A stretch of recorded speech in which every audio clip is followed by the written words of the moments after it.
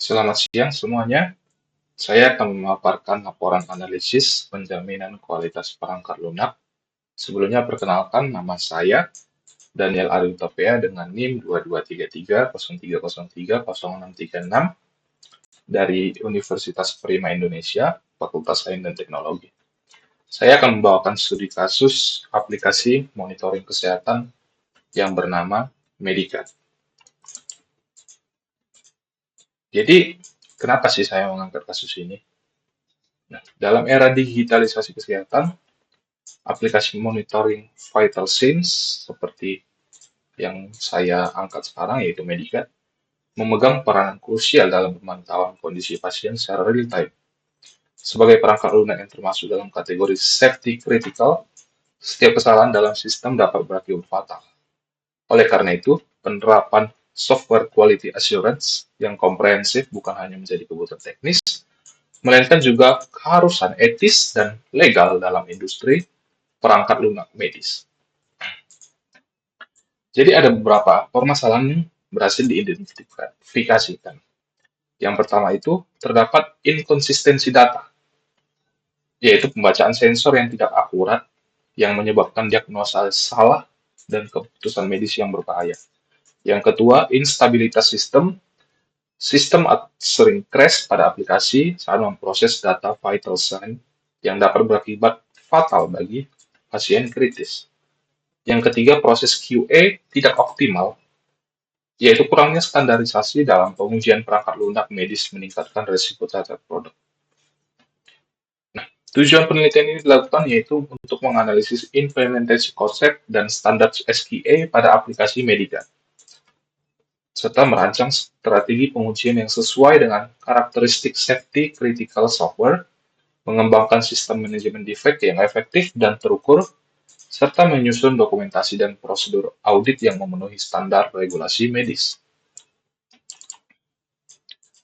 Kita masuk ke analisis software quality assurance dengan jawaban komprehensif untuk 8 pertanyaan analisis SQA. Yang pertama, mengenai konsep kualitas perangkat lunak atau software quality concept. Untuk aplikasi kesehatan atau health tech, definisi kualitas bergeser drastis dari sekedar kepuasan pengguna menjadi keselamatan pasien. Konsep dasar yang diterapkan di sini adalah high integrity software, di mana kegagalan sistem tidak dapat ditoleransi karena berdampak langsung pada kondisi fisik manusia.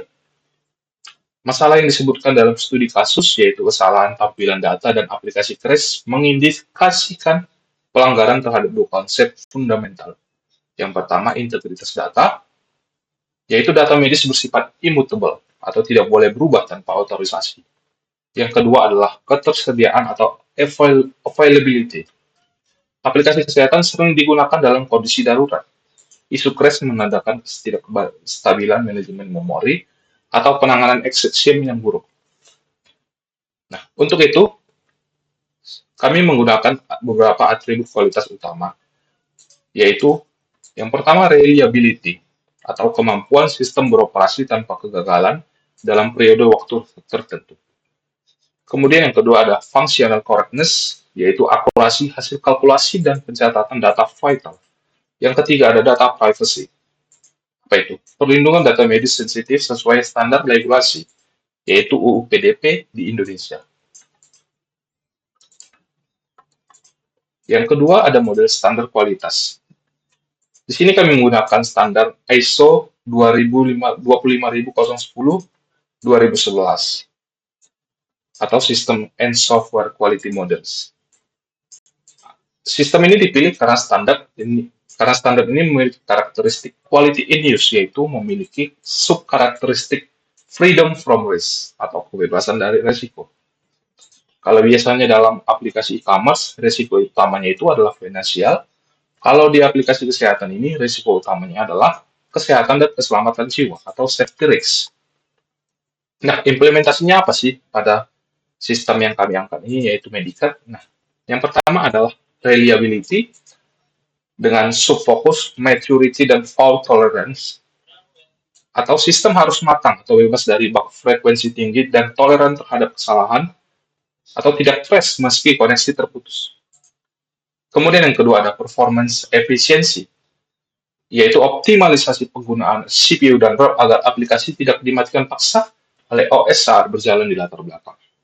Yang ketiga ada functional stability, yaitu validasi logika medis seperti kalkulasi rata-rata detak jantung harus memenuhi tingkat akurasi klinis dengan toleransi kesalahan mendekati nol, near zero tolerance.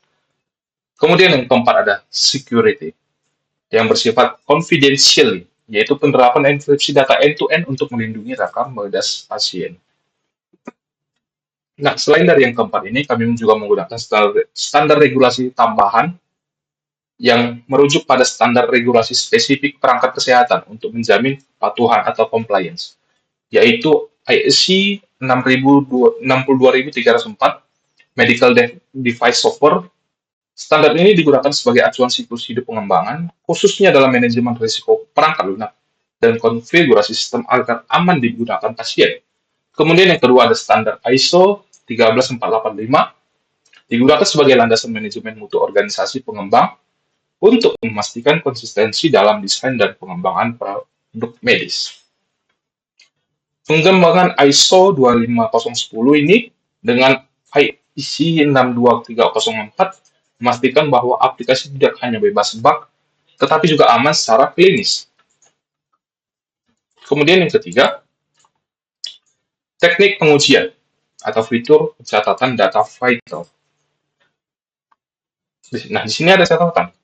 Kami mengoreksi soal asli yang menyebutkan transaksi pembayaran menjadi fitur inti input dan validasi data vital.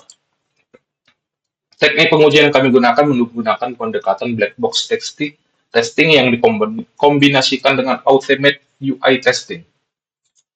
Nah, yang pertama itu jenisnya adalah boundary value analysis, yaitu BVA. Teknik ini wajib digunakan untuk semua input angka medis guna mencegah human error atau sensor error. Logikanya, kesalahan paling sering terjadi di batas-batas nilai. Nah, implementasinya itu pengujian dilakukan pada nilai-nilai kritis. Nah, berikut flowchart-nya untuk BVA.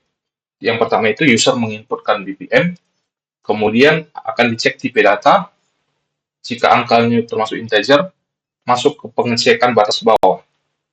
Jika sama dengan 0, maka akan ditolak dengan keterangan pasien meninggal atau sensor lepas. Jika di bawah 0 atau negatif, akan ditolak dengan keterangan nilai tidak mungkin negatif. Jika di atas sama dengan 30, maka nilai valid dan dilanjutkan ke cek batas atas. Jika di atas 300, ditolak karena nilai di luar batas fisiologis. Jika di bawah sama dengan 220, maka dinyatakan valid dan dicek ambang batasnya. Kemudian seterusnya sampai disinkronisasi cloud server. Yang kedua ada equivalence partitioning, yaitu membagi input menjadi kelas-kelas data untuk efisiensi pengujian. Nah, kelas-kelasnya ini dibagi menjadi 3. Yang pertama ada kelas valid, angka integernya itu 30 sampai 220. Yang kedua ada kelas invalid 1, input huruf simbol, untuk cegah SQL injection atau crash karena tipe data. Yang ketiga ada kelas invalid 2, yaitu tekanan darah sistolik lebih rendah dari diastolik, dan itu mustahil, misalnya 80/120. Kemudian yang ketiga ada stress testing automate atau pengujian bebas. Stress testing dilakukan secara terpisah pada dua sisi. Yang pertama, dari sisi backend atau API, di sini kami menggunakan JMeter untuk mensimulasikan ribuan request sinkronisasi data secara bersamaan. Kemudian dari sisi mobile atau front-end-nya menggunakan Android Profiler dan Firebase Performance Monitoring untuk memantau penggunaan RAM, CPU, dan baterai. Keempat ada security testing atau pengujian keamanan. Mengingat data kesehatan bersifat rahasia dan sensitif, pengujian keamanan dilakukan secara mendalam, melampaui sekadar enkripsi data. Yang pertama, authentication dan authorization. Fokusnya memastikan mekanisme login aman dan hak akses terbatas. Yang kedua ada pentest atau penetration testing. Fokusnya mensimulasikan serangan cyber untuk mencari celah keamanan. Dan untuk tools yang digunakan itu ada OSGAP atau Bob Suite untuk menguji SQL injection pada input form data vital. Yang ketiga ada audit trail verification, fokusnya itu ada di kepatuhan regulasi medis atau compliance, yaitu memastikan setiap aksi siapa mengakses data siapa tercatat secara permanen di server log untuk keperluan audit hukum. Kemudian kita masuk yang keempat, yaitu strategi pengujian. Kami menerapkan strategi V-model atau Validation and Verification Model. Model ini adalah standar industri medis karena sifatnya yang rigid dan tertelusuri atau traceable. Nah, di sini kita bisa melihat untuk diagram strategi V-modelnya menunjukkan hubungan antara fase pengembangan dan fase pengujian. Nah, di sini kita bisa lihat untuk di fase pengembangannya, pada coding atau implementasi fitur, dilakukan pengujian unit testing menggunakan JUnit. Pada modul desain atau desain database dan API, dilakukan integration testing menggunakan Postman. Kemudian pada sistem desain atau arsitektur sistem, digunakan verifikasi sistem, yaitu sistem testing menggunakan Appium dan Gmeter. Kemudian pada requirement analysis atau analisis kebutuhan medis, dilakukan verifikasi medis, yaitu acceptance testing atau validasi dokter. Nah, tahapan strateginya apa aja sih? Nah, yang pertama itu ada unit testing yang dilakukan oleh developer. Fokusnya menguji logik kode terkecil. Contohnya, fungsi konversi data mentah sensor menjadi angka yang dapat dibaca. Yang kedua, integration testing. Fokusnya menguji aliran data antara modul Bluetooth atau sensor, aplikasi mobile, local storage, atau database-nya menggunakan SQLite. Masalah data tidak tersimpan biasanya ditemukan di sini. Nah, teknik yang digunakan itu API testing menggunakan Postman. Kemudian yang ketiga, sistem testing yang dilakukan oleh QA. Fokusnya itu pengujian aplikasi utuh yang terinstall di perangkat, meliputi install, uninstall test, intrude test, dan security test. Tools-nya Appium, Automate, Mobile Testing. Kemudian yang keempat ada acceptance testing atau UAT. Fokusnya validasi medis, melibatkan dokter atau tenaga medis untuk memverifikasi apakah grafik yang ditampilkan bermakna secara klinis. Nah, di sini ada diagram alur logika validasi input yang menunjukkan flow validasi input BPM dari user, mulai dari pengecekan tipe data hingga penyimpanan ke database. Di sini bisa kita akses juga untuk diagramnya. Nah, di sini dimulai dari user menginputkan BPM.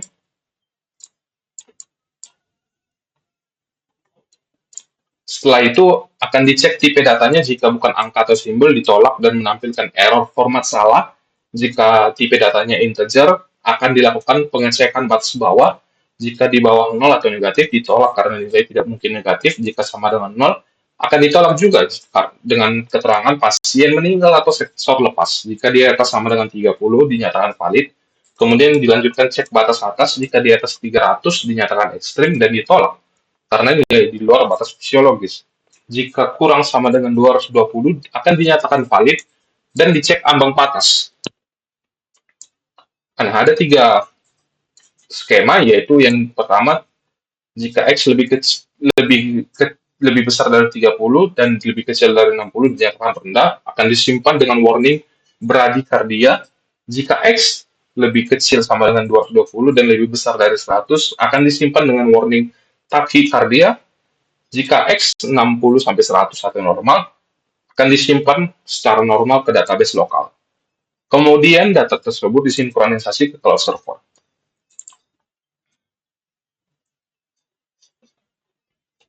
Nah, untuk strategi pengujian juga kita akan berbasis risiko. Pengujian diprioritaskan berdasarkan dampak risiko terhadap keselamatan pasien. Ada beberapa risiko yang potensial. Yang pertama, data integrity failure. Nah, ini dampaknya itu di tingkat critical. Pasien salah diagnosis. Strategi mitigasinya itu boundary value analysis atau BVA dan automate unit testing pada modul kalkulasi. Kedua, ada sistem crash atau freeze saat kondisi darurat. Ini juga dampaknya kritikal, yaitu hilang data monitoring. Strateginya apa? Stress testing pada sisi mobile atau menggunakan Android Profiler dan interrupt testing. Yang ketiga, unauthorized data access. Dampaknya itu high, yaitu pelanggaran hukum atau privacy. Strateginya, security pentest dan validasi enkripsi AES256 JWT. Yang keempat ada UI glitch atau layout bergeser. Dampaknya itu medium, yaitu pengguna merasa kebingungan.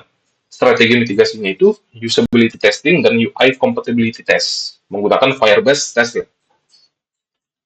Kita masuk yang kelima, manajemen defect. Setiap bug dikelola menggunakan Jira Software dengan alur kerja workflow yang ketat.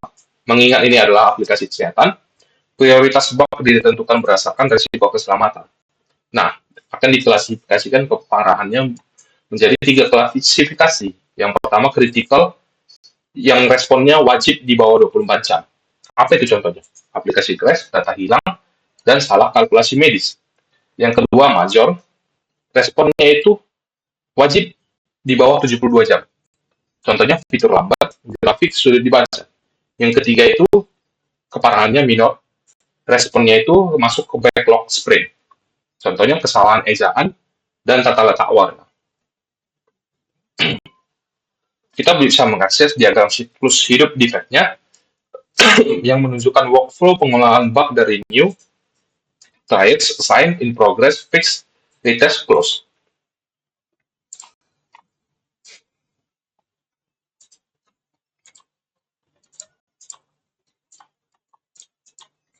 Nah, di sini kita bisa lihat mulai dari bug dilaporkan oleh QA atau user, kemudian dianalisis oleh QA lead, kemudian masuk ke proses triage. Nah, akan divalidasi jika valid, akan di-assign, kemudian dilakukan proses developer memperbaiki dengan prioritas jika kritikal akan diproses dalam maksimal 24 jam, kemudian yang kedua major, dan ketiga minor. Masuk proses in process, kemudian setelah itu akan di-deploy ke server test, kemudian di-fixkan. Jika sudah fix, akan diverifikasi ulang oleh QA, kemudian akan di-retest, jika lulus atau pas, nah akan di-close. Jika masih error atau fail, akan di-reopen lagi, dikembalikan lagi ke DevOps, ke dev, dan kemudian developer akan memperbaiki kembali. Nah, jika data di analisis QA led masuk ke triage, jika bukan bug atau duplikat, maka itu akan di-reject dan case di-close. Kemudian kita masuk ke bagian ke-6, yaitu audit dan review kualitas. Selain pengujian dinamis atau menjalankan aplikasi, kita juga melakukan audit statis. Yang pertama itu static code analysis menggunakan SonarQube. Setiap baris kode dipindai otomatis untuk mencari memory leaks atau penyebab utama crash di mobile app dan security vulnerabilities atau hardcode, password, enkripsi lemah. Kemudian yang kedua, peer review menggunakan GitHub pull request dengan menggunakan aturan 4ICE principle. Tidak ada kode yang boleh masuk ke master branch tanpa persetujuan minimal satu developer senior. Yang ketiga, audit kepatuhan atau compliance untuk memastikan aplikasi memenuhi standar keamanan data.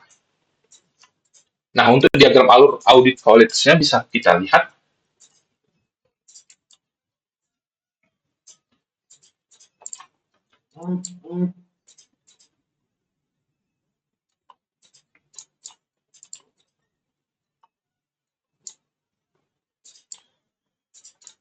Nah, dari sini dari developer akan mempush code dan meng-create pull request ke GitHub repo, kemudian akan di-trigger auto scan menggunakan SonarQube audit otomatis.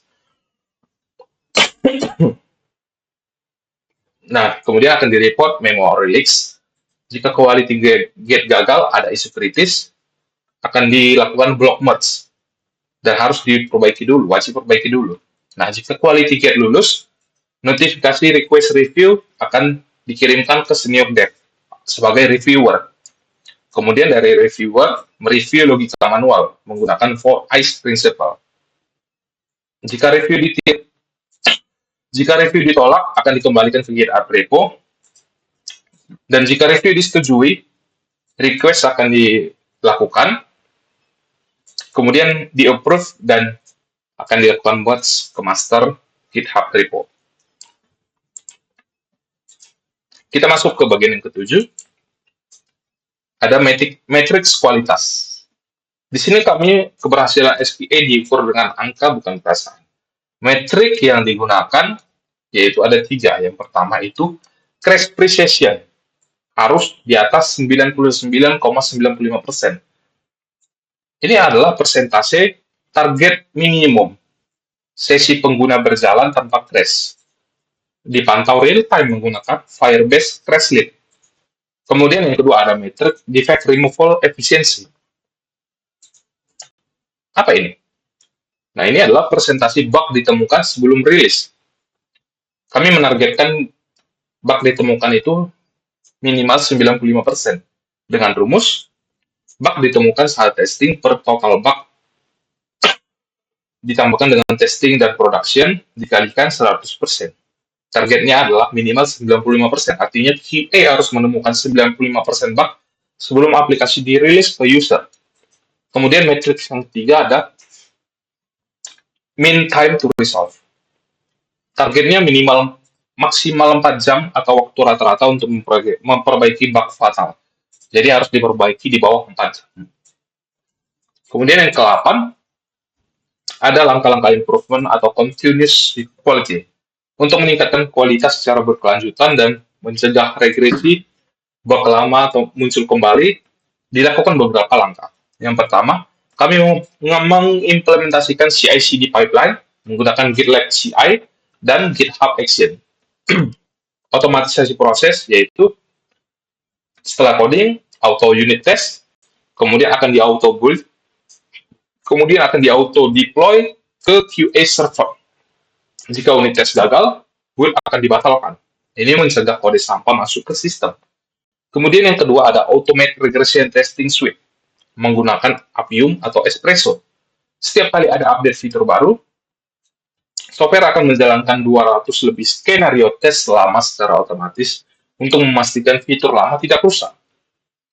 Kemudian yang ketiga ada real-time error monitoring, mengintegrasikan SDK Firebase Crashlytics. Alat ini memberikan laporan real-time termasuk tipe HP, versi OS, dan baris kode penyebab crash langsung ke developer begitu user mengalami masalah.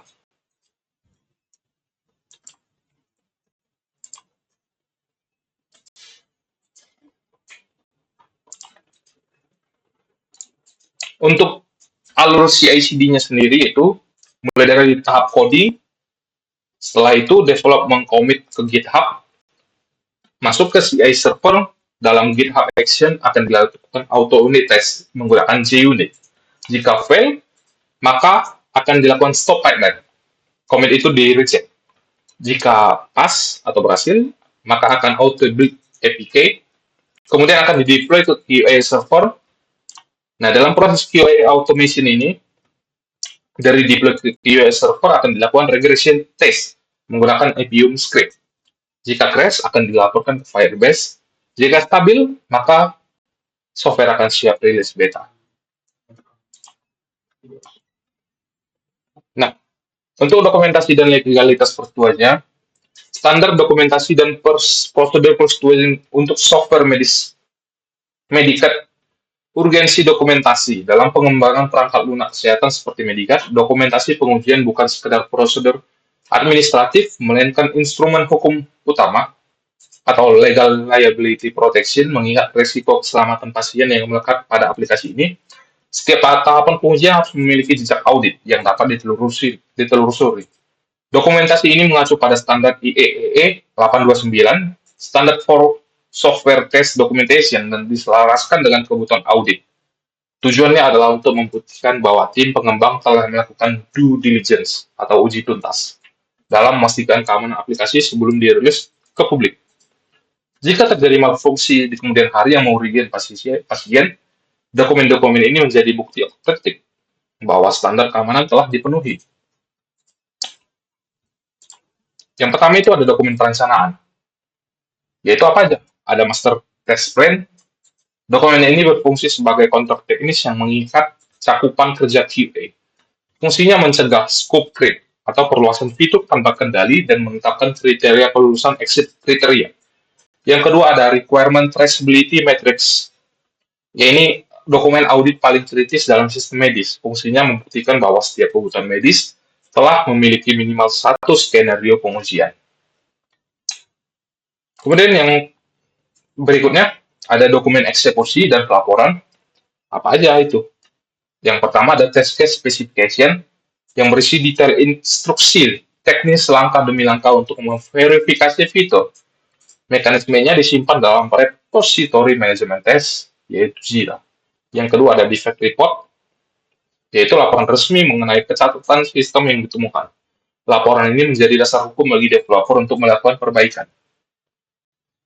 Yang ketiga, ada dokumen penutupan dan legalitas. Fase ini adalah gerbang terakhir sebelum aplikasi dirilis. Tanpa tanda tangan basah atau digital pada dokumen ini, aplikasi Medicat dilarang dirilis ke production. Apa aja itu? Ada test summary report, yaitu rapor akhir kualitas aplikasi setelah siklus pengujian selesai. Kemudian ada what sign of documentation atau berita acara penerimaan. Dokumen legal terpenting berisi pernyataan formal bahwa pihak klien, termasuk perwakilan medis atau dokter, telah mencoba aplikasi dan menerimanya. Dan dokumen ini ditandatangani oleh project manager atau vendor dan product owner atau direktur medis. Kemudian yang terakhir ada safety dan compliance statement. Surat pernyataan khusus untuk aplikasi kesehatan yang menegaskan bahwa pengujian beban dan keamanan data telah dilakukan sesuai standar ISO 25010 dan aplikasi dinilai aman untuk penggunaan pasien dalam batas wajar.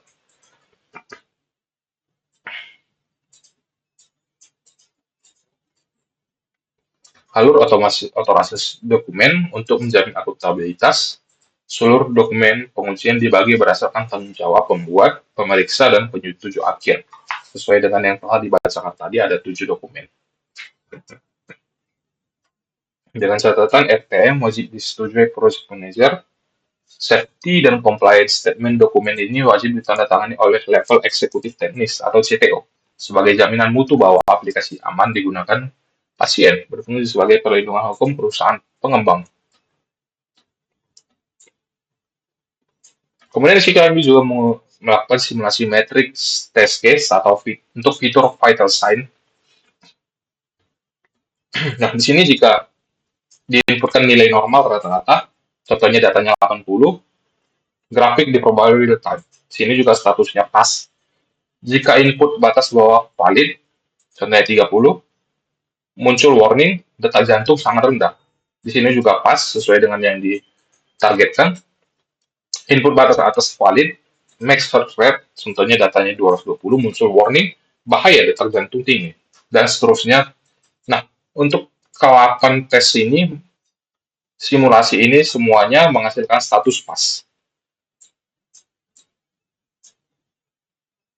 Pada simulasi di atas, TC004 hingga TC008 adalah penjaga gawang atau safeguard yang mencegah data sampah masuk ke database, yang menjawab masalah inkonsistensi data pada bab 1. Kemudian ada juga visualisasi manajemen defect di bawah ini, yang dilampirkan adalah tiket laporan bug pada Jira. Contohnya ini adalah aplikasi for close atau crash saat input data berulang 50 kali dalam 1 menit. Ada juga diagram alur eskalasi defect-nya, dan visualisasi arsitektur otomatisasi menggunakan CI/CD pipeline.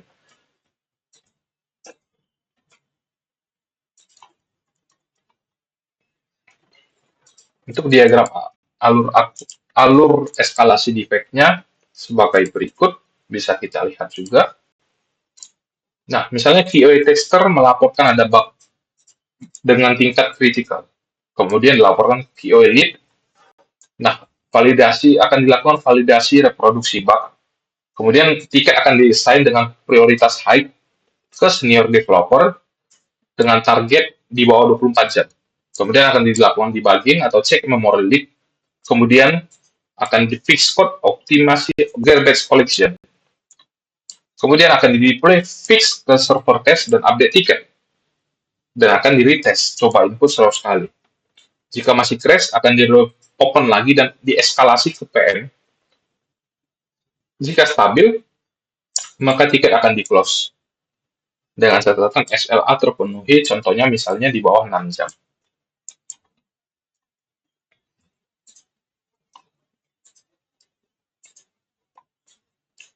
Sekian pemaparan dari saya. Terima kasih atas waktunya. Kurang dan lebihnya saya ucapkan mohon maaf. Terima kasih.